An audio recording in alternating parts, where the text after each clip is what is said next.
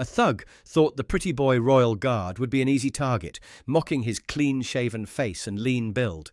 But when his fist flew toward the guardsman's jaw, one lightning-fast move revealed the combat veteran beneath the ceremonial uniform and taught him the hardest lesson about real strength he'd ever receive. Never judge a book by its cover, especially if that book's a royal guard. Here's what happened. But before we continue, let us know in the comments where you're watching from. Subscribe to the channel, because tomorrow at the same time we'll bring you another story of courage and discipline from the royal guards that you won't want to miss. The summer sun beat down mercilessly on Buckingham Palace's ceremonial courtyard, where tourists from around the world jostled for position, cameras clicking in rapid succession as they captured the iconic royal guards. Standing at his post with unwavering precision was Guard James Connor, his lean frame maintaining perfect ceremonial stillness despite the sweltering heat. At 24, Connor's clean-shaven face and sharp features gave him an almost elegant appearance beneath the shadow of his bearskin cap, a stark contrast to the battle-hardened soldier beneath the ceremonial exterior. What the admiring tourists couldn't see were the decorations already earned during his 6 years of service, including 2 combat tours in Afghanistan. His crisp scarlet tunic, each brass button polished to mirror shine, concealed the reality these visitors rarely understood, that Queen's Guards were elite soldiers, their seemingly decorative role masking years of battlefield experience and exceptional discipline. The crowd's gentle murmur was suddenly shattered by a harsh voice cutting through the respectful atmosphere. "This is what passes for soldiers these days, bloody mannequins in fancy dress!" Marcus Reed shouldered his way through a group of Japanese tourists, causing several to stumble as he carved a path toward Connor's position. Standing at 6'2", with shoulders stretching his faded black t-shirt to its limits, Marcus moved with the practiced swagger of someone who measured respect by the fear he inspired. Crude tattoos crawled up his thick neck, while a jagged scar bisected his left eyebrow, giving his perpetual scowl an even more menacing quality as he surveyed the ceremonial guard with undisguised contempt. "Look at this pretty boy," Marcus sneered, his London accent thick with derision. "This is what they're recruiting now? No wonder the empire fell." His large hands, knuckles scarred from countless street fights, gestured dismissively at Connor's immaculate uniform. "All dressed up like a bloody toy soldier." The spectators began to edge away, mothers pulling children closer as Marcus circled the guard. To Marcus, real men were forged through violence and dominance. His own battered face, nose broken multiple times, a permanent sneer carved by years of confrontation, was what a soldier should look like. Not this clean-cut figure standing motionless before him. In Marcus's narrowed eyes, Connor represented everything he despised. Discipline without aggression, strength without display, and worst of all, respect without fear. "Bet they picked you for the tourist photos, didn't they, pretty boy?" He spat near Connor's polished boots. "Probably never seen a day of real action." What Marcus couldn't comprehend was the history behind the ceremonial uniform. In his mind, real soldiers looked like him, scarred, aggressive, intimidating. "Time someone taught you what real men look like," he muttered, squaring his shoulders.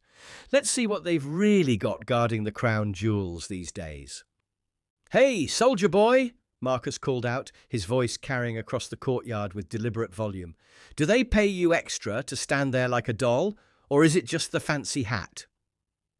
He positioned himself directly in Connor's line of sight, a calculated invasion of the ceremonial space that tourists instinctively respected. Connor remained motionless, his eyes fixed on the prescribed point in the distance. Years of training had prepared him for this exact scenario. Provocateurs seeking reactions were as much a part of guard duty as the ceremonial marches. His breathing remained measured, his posture impeccable despite the growing tension radiating from the man before him. "Ladies and gentlemen," Marcus announced, turning to address the uncomfortable crowd with theatrical flair, "this is what the mighty British Army has come to, prettied-up mannequins who can't even speak." He approached closer, examining Connor with exaggerated scrutiny. "Look at him, clean-shaven like a schoolboy, probably never even had a proper fight." A nervous murmur rippled through the gathered tourists. An elderly gentleman wearing a veteran's pin on his lapel shook his head in quiet disgust. Two American women exchanged glances before stepping further away, sensing the brewing confrontation. Several parents guided their children to a safer distance, unwilling to let this become part of their London memories. "You know what I think?" Marcus continued, circling Connor like a predator. "I think they pick the pretty ones for show duty because the real soldiers are off doing actual work." He paused directly in front of the guard, deliberately blocking tourists' photos. "What did you do to get this gig, pretty boy? Bat your eyelashes at the commanding officer." Connor's mind processed each word with military discipline, cataloguing the insults while maintaining his prescribed bearing. His eyes remained forward, though his peripheral vision tracked Marcus's movements with the heightened awareness that had kept him alive through firefights in distant lands. The ceremonial rifle in his hands remained precisely positioned, despite the growing urge to shift his stance in preparation for what was clearly coming. "This is what's wrong with the military these days," Marcus announced, playing to the reluctant audience. "Too much polish, not enough punch." He flexed his tattooed arms, the muscles rippling beneath ink-covered skin. "In my day, soldiers looked like they could actually fight, not pose for postcards." The irony of his statement, Marcus had never served a day in uniform, was lost on him as he continued his tirade. His understanding of military service, cobbled together from action films and pub bravado, bore no resemblance to the reality of the disciplined young man before him. "Look at his hands," Marcus sneered, pointing to Connor's white-gloved grip on the ceremonial rifle. "Soft as a girl's, I bet. Never seen a day of real work." He moved closer, his breath now close enough that Connor could smell the mixture of cigarettes and morning beer. "Tell me I'm wrong, guardsman. Tell me you've ever done anything tougher than polish those fancy buttons." Through it all, Connor stood immobile, a testament to the discipline that Marcus could never comprehend. Behind the ceremonial facade, his mind remained active, assessing the threat, calculating distances, noting potential routes for civilian evacuation if things escalated further. These were the instincts of a combat veteran, hidden beneath ceremonial stillness that Marcus mistook for weakness. He moved within inches of Connor's face, close enough that their shadows merged on the sun-baked parade ground.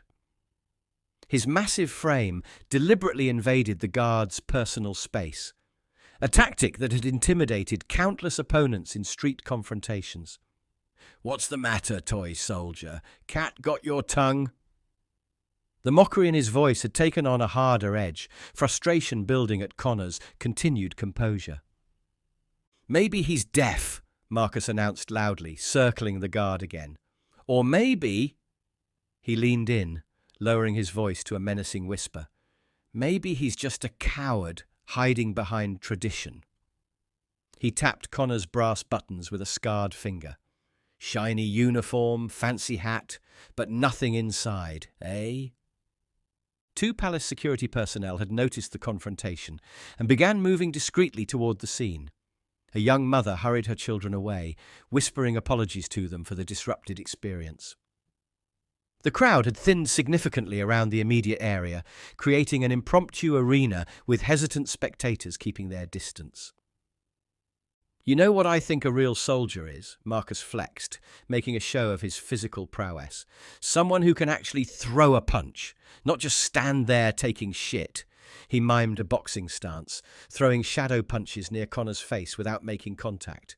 "Someone who looks like they've seen action, scars, muscles, a face that's taken a few hits." Connor's eyes remained focused ahead, but his peripheral vision tracked every movement with combat-trained precision. His muscles, hidden beneath the ceremonial uniform, had imperceptibly tensed, not in fear, but in preparation.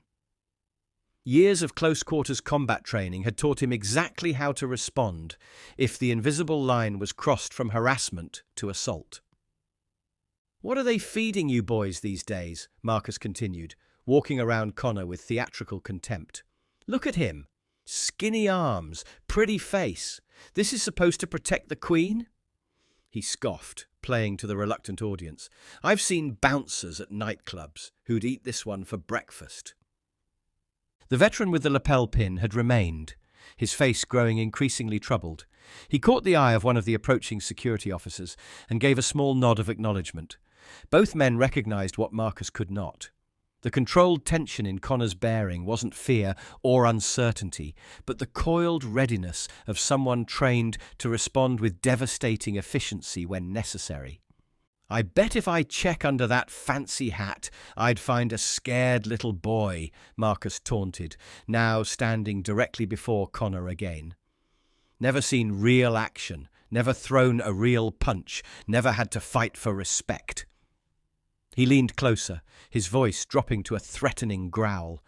"Where I come from, respect is earned through blood and broken bones, not fancy uniforms and standing still." Connor's training had prepared him for this exact scenario. Royal Guards were extensively briefed on maintaining composure during provocations, on the specific thresholds where protocol permitted intervention.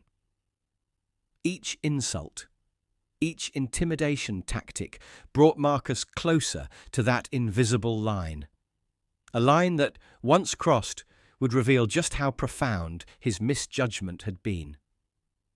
"They should put real men on guard duty," Marcus declared, deliberately flexing his arms again. "Men who look like they've seen a fight or two." He touched his own scarred face. "Men with some miles on them, not pretty boys playing soldier." His fingers formed a fist that he held up for comparison against Connor's still form. "These knuckles have taught more lessons than your entire regiment, I'd wager." The courtyard had grown quieter, the normal tourist chatter dampened by the tense confrontation. Marcus, interpreting the silence as appreciation for his display, grew bolder. He moved even closer to Connor, almost nose to nose, his bulk casting a shadow over the guard's immaculate uniform. "What would happen, I wonder," he said with dangerous quietness, "if someone decided to test what you're really made of? Would you stand there like a statue while a real man showed you what fighting's about?" His scarred hand reached toward Connor's bearskin cap. "Maybe we should find out." The air around them seemed to grow heavier, charged with the inevitable confrontation brewing between them. Security personnel had nearly reached them, but Marcus was too focused on his target to notice their approach. The remaining tourists had formed a wide circle, maintaining distance while unable to tear themselves away from the unfolding scene. "You know what?" Marcus's voice dropped to a dangerous whisper. "My old man fought in the Falklands. Came back with shrapnel in his leg and stories that would make your pretty face go white." His eyes narrowed with genuine contempt. He was a real soldier, not some dress-up doll standing pretty for the tourists. Connor remained motionless, though something shifted almost imperceptibly in his eyes. The first reaction since Marcus had begun his tirade. The mention of the Falklands, the dismissal of his service, had touched something deep beneath the ceremonial exterior. "Bet you've never even fired that rifle," Marcus continued, his confidence growing with each unanswered insult. "Probably couldn't hit the broad side of the palace. Probably cry if you had to pull the trigger." He reached out and flicked one of Connor's brass buttons with a scarred finger. "All shine, no substance, that's what you are." A security officer was now less than 20 feet away, moving with purpose through the scattered crowd. The elderly veteran had stepped closer as well, his weathered face set with concern as he recognized the dangerous trajectory of Marcus's behavior. "My mates in the underground fighting circuit, those are real warriors," Marcus boasted, circling Connor again. No fancy uniforms, no rules, just blood and guts and glory. That's where men are made. Not in whatever parade ground they trained you on. His voice rose, ensuring the crowd could hear his assessment. You're just playing pretend, aren't you? Playing at being a soldier, while real men do the fighting and dying. The final barrier between provocation and assault was paper-thin now. Connor's eyes remained fixed ahead, but his breathing had changed slightly, controlled, measured, the breathing of a soldier preparing for action, rather than a statue weathering abuse. I wonder, Marcus said, positioning himself directly in front of Connor again, if they ever tested you, if they ever put you through your paces to see if there's anything beneath all this. He gestured contemptuously at the uniform. Pageantry. His scarred face twisted into a cruel smile. Let's find out, shall we? With deliberate slowness, Marcus pressed his finger hard into Connor's chest, directly over his service medals. Nothing there, is there? Just an empty uniform. The physical contact crossed the invisible line that had been stretched taut throughout the confrontation. But Marcus wasn't satisfied with this single transgression. His contempt demanded more, needed to prove his superiority more conclusively. My old man took shrapnel defending this country while you lot play dress-up. And for what? His voice rose to a shout. For this? In a sudden movement, he shoved Connor's shoulder hard, attempting to break his stance. Show me what they taught you, pretty boy!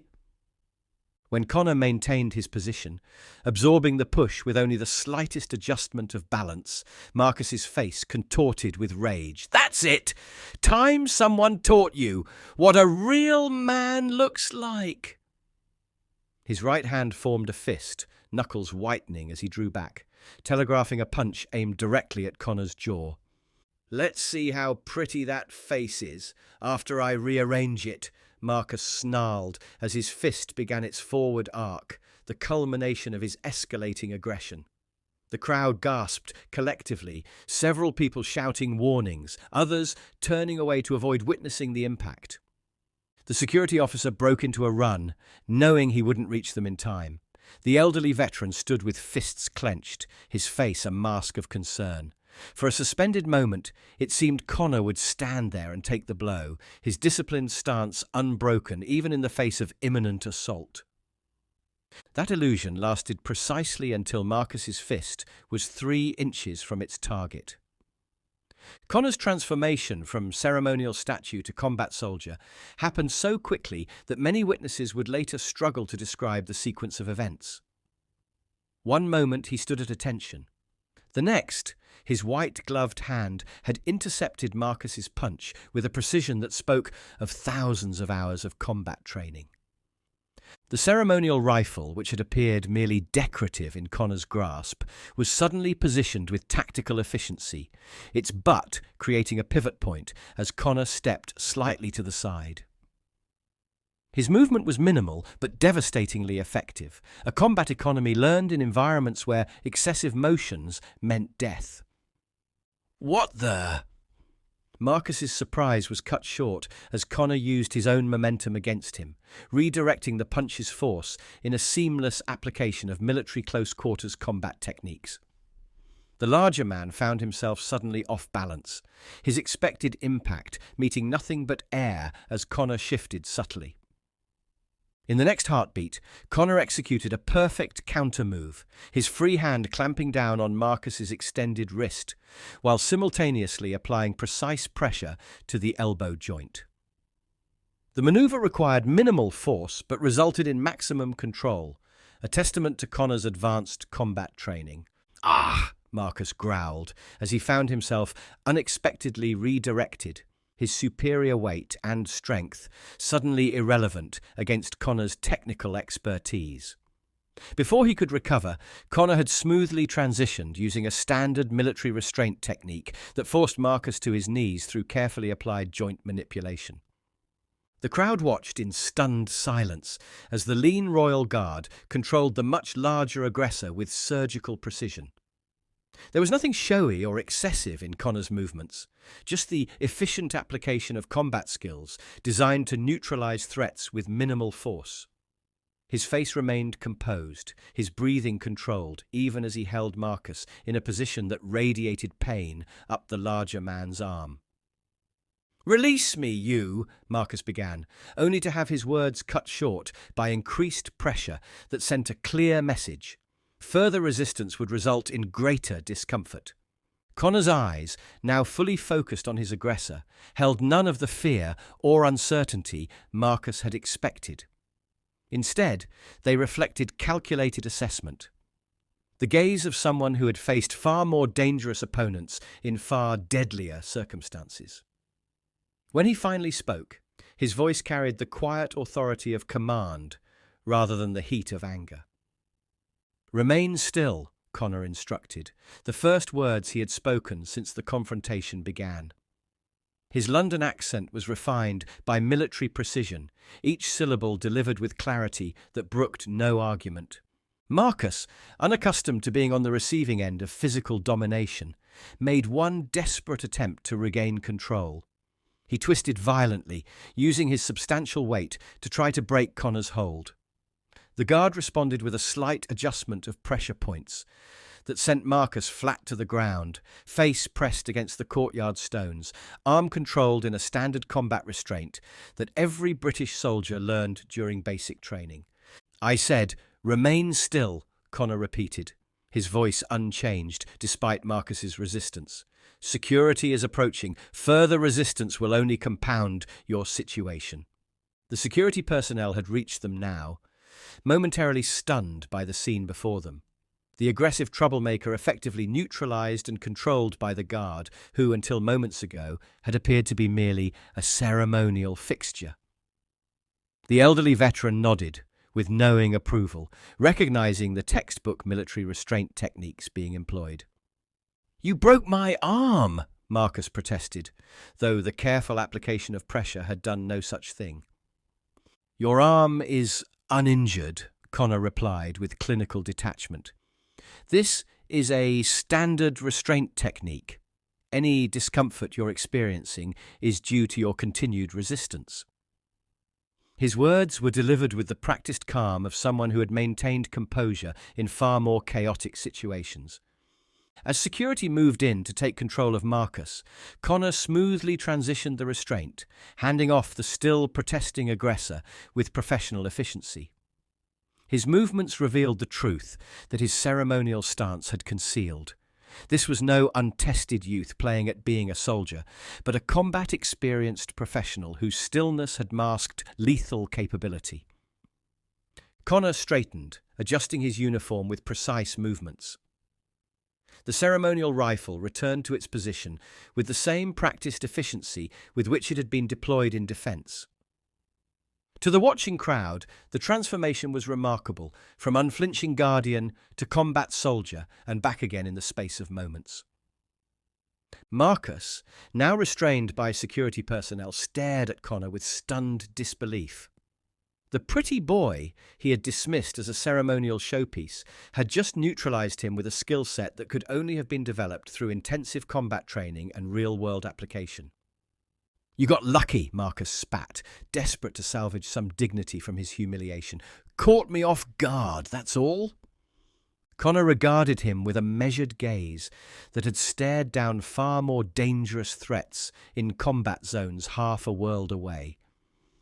When he finally spoke again, his words carried the weight of battlefield truth rather than ceremonial pageantry. There was no luck involved. That was standard military close-quarters combat training, the same techniques employed by British forces in actual combat situations. The courtyard had gone completely silent, tourists and security personnel alike transfixed by the young guard, who had transformed from ceremonial figure to combat professional and back again with seamless efficiency. Even the palace sparrows seemed to have paused their chirping as Connor continued. "You made several tactical errors," he explained, his tone almost educational rather than confrontational, telegraphing your strike, overcommitting your weight, failing to secure your position. He adjusted his white gloves with precise movements, mistakes that would be fatal in the environments where I've served. Marcus struggled against the security officer's grip, his face flushing deeper with each measured word. "You think standing here in your fancy dress makes you a real soldier?" He spat, desperation edging his voice. "This uniform," Connor replied, his hand briefly touching one of the medals on his chest, "is earned through service, not given as a costume. Before being selected for Queen's Guard duty, I completed 2 tours in Afghanistan, Helmand Province primarily. Before that, specialised training with the British Army's elite units." His words weren't delivered with boastfulness, but with the simple factual clarity of a military report. Every guard standing ceremonial duty has combat qualifications that most civilians cannot comprehend. The stillness you mistook for weakness, that's discipline forged through circumstances I pray you never experience. Connor's eyes, which had maintained their forward focus throughout Marcus's earlier provocations, now locked directly onto him with an intensity that made the larger man flinch. "Your perception of what makes a real man or a real soldier betrays a fundamental misunderstanding of strength." He gestured subtly toward the elderly veteran who stood nearby. "Ask him. He knows the truth that every actual soldier learns. Real strength isn't measured in scars or muscles, or how loudly you can proclaim your own importance." The veteran nodded, recognition passing between the 2 servicemen. A silent acknowledgement of shared understanding that transcended generations and specific conflicts. "Real strength," Connor continued, "is shown in the firefight when you place yourself in danger to extract a wounded comrade. It's demonstrated in the discipline that keeps you functioning after 72 hours without sleep. It's proven in the restraint that prevents you from using lethal force when non-lethal options suffice." He straightened his already perfect posture. "The men I served with, the strongest men I've known, weren't necessarily the most physically imposing. They were the ones who maintained their humanity in inhuman circumstances, who upheld values and discipline when everything around them invited chaos."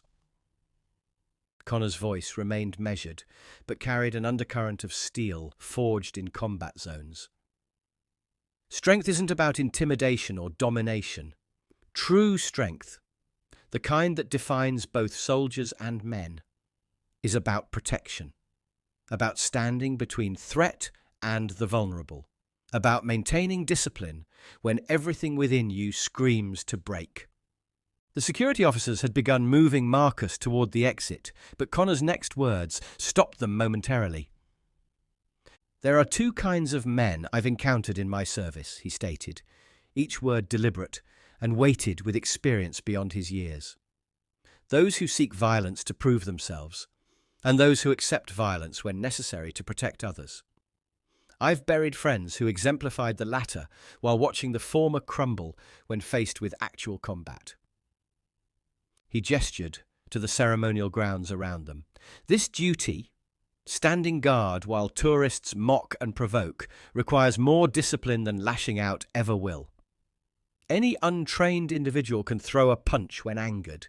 It takes a soldier to stand firm when every instinct demands reaction." Connor adjusted his bearskin cap with a precision that spoke of ingrained military habit. "You spoke of your father serving in the Falklands. If that's true, then he understood something you clearly haven't grasped, that the uniform represents service greater than self, not an invitation to prove personal dominance." For the first time, a flash of something like uncertainty crossed Marcus's face at the mention of his father. "The men I served with in Helmand," Connor continued, "came in all shapes and sizes. Some looked like me, others more like you. But what defined them, what made them warriors rather than simply fighters, wasn't their appearance or capacity for violence. It was their commitment to something beyond themselves." His gaze swept briefly over the watching crowd before returning to Marcus. "A real man, Mr. Reed, a real soldier, understands that strength without control is merely brutality. That discipline isn't weakness, but the highest form of power. That standing for something matters more than dominating someone. Connor's voice took on a more personal tone. I've held friends as they died from wounds received protecting others. I've witnessed courage that had nothing to do with physical intimidation and everything to do with moral clarity. Those experiences defined manhood for me far more definitively than any street brawl or display of aggression ever could. With military precision, Connor returned to his ceremonial stance, rifle positioned exactly as regulations dictated. The next time you feel compelled to challenge someone's manhood or service, he said, his eyes once again focused forward as protocol demanded, I suggest you first question what you're trying to prove and to whom. The final words were delivered with the quiet certainty of someone who had faced death and emerged with deeper understanding. Real men, real soldiers, have nothing to prove. Their worth is established through service, not spectacle. Marcus's face contorted with a complex mixture of humiliation and rage as the security officers resumed guiding him toward the exit. His momentary uncertainty hardened back into defiance, unable or unwilling to integrate the lesson he'd just received. Pretty words from a pretty boy, he snarled, though the insult lacked its earlier conviction. Standing there giving speeches while hiding behind security. Real brave, that. The transparent attempt to reframe his defeat fell flat in the face of what the crowd had witnessed. Several tourists who had recorded the entire confrontation exchanged knowing glances. The evidence of what had truly transpired was captured from multiple angles, belying Marcus's desperate revision. I could have taken you if you'd fought fair, Marcus continued, his voice rising as the distance between them increased. Caught me by surprise with your fancy moves. That's not real fighting. The elderly veteran stepped forward, his weathered face set with the calm certainty of someone who had seen this pattern before. Son, he addressed Marcus, though the term carried no affection. I served with the parachute regiment in the same conflict as your father allegedly fought in. The way this young man handled you is exactly how British soldiers are trained to neutralize threats, efficiently, effectively, with minimal force. Marcus's jaw clenched, the veteran's words striking closer to home than Connor's had. You don't know anything about...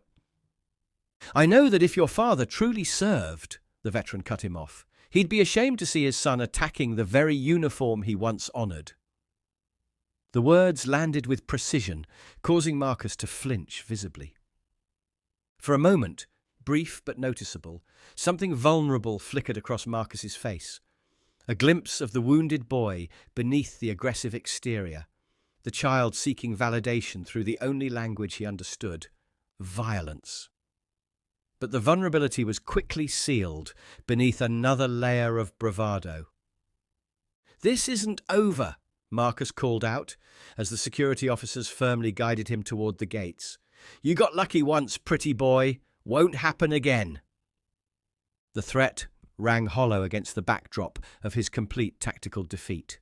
Several tourists shook their heads, the contrast between Connor's composed strength and Marcus's flailing aggression too stark to ignore. Some men never learn, the veteran commented quietly, watching as Marcus continued to struggle against the security officers. They mistake volume for authority, aggression for power. Sad, really. Marcus, now at the perimeter of the palace grounds, made one final desperate attempt to salvage his pride. Breaking free from the security officer's grip, he turned back toward Connor with fists raised. Any time, any place, without your fancy uniform and rules. Let's see who the real man is then. Before he could take a step, the security officers had restrained him again, their patience visibly wearing thin. Sir, you're facing charges for assaulting a member of the Queen's Guard, one informed him sternly. I suggest you don't compound your situation further. It's all a bloody show, Marcus shouted as they escorted him firmly toward the waiting police car. The uniform, the palace, all of it. His voice carried the desperate edge of someone trying to convince himself as much as others. Doesn't make him better than me. But as the police car door closed on his continued protests, the crowd's attention had already returned to Connor, who had resumed his ceremonial stance with perfect military bearing. The contrast couldn't have been more evident. One man still raging against his own limitations, the other standing in silent service to something greater than himself. Meanwhile, the elderly veteran approached Connor with the measured pace of someone who understood precisely what protocol permitted. Standing at a respectful distance, he came to attention and offered a precise salute, one serviceman to another across generations. Connor's eyes remained fixed forward as required, but the slight adjustment of his posture acknowledged the gesture in the only way regulations allowed. "Afghanistan, you said," the veteran commented quietly, his voice carrying the weight of shared understanding. "My grandson served there too, Helmand Province, in 2010. Though Connor couldn't respond directly, the veteran nodded as if an entire conversation had passed between them. They never understand, do they? Men like that one. The difference between aggression and strength. He adjusted the campaign medals on his blazer. But we know. That's what matters. A young family approached, the father guiding his son forward with gentle encouragement. The boy, no more than 7, looked up at Connor with wide-eyed admiration. "Dad says you're a real soldier, not just a guard," he said, voice filled with awe. "He says you fought in a war before coming here." The father placed a hand on his son's shoulder. "What my son means to say is thank you for your service, both here and overseas." There was genuine respect in his voice, deeper than the casual appreciation of a tourist attraction. What happened earlier? Well, it's important for him to understand what real strength looks like. Connor maintained his forward gaze as required, but something subtle in his bearing, a slight squaring of the shoulders, a barely perceptible nod, acknowledged the words. The ceremonial duty continued, but the context had been forever altered for those who had witnessed the day's events. What would you have done if you witnessed this confrontation? Would you have recognized the true strength behind the ceremonial uniform before it was dramatically revealed? Comment below. And if today's story resonated with you, take a moment to hit that like button and share it with someone who might appreciate this lesson in real strength. Subscribe to our channel for more powerful stories about the Royal Guards and the values they represent. And don't forget to press the bell icon to be notified when we upload our next video. The videos appearing on your screen right now explore similar themes of respect, tradition, and unexpected lessons.